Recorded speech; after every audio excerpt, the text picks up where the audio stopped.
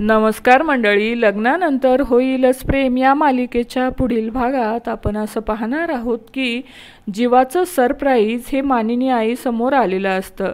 मानिनी नंदिनीला जाब विचारते, हे सगळं काय चालू आहे, जीवा एवढी धडपड का करतोय। त्यावेळेस नंदिनी खरं काय ते सांगून टाकते आणि मानिनी म्हणते की शाब्बास, त्याला तुझी खरी किंमत कळेल, अगदी चांगला धडा शिकवतेस तू। जीवा आता बघ तुझ्या कसा मागे पुढे चक्रा मारतोय। त्यानंतर नंदिनी म्हणते की जीवांना माफ करावं लागेल।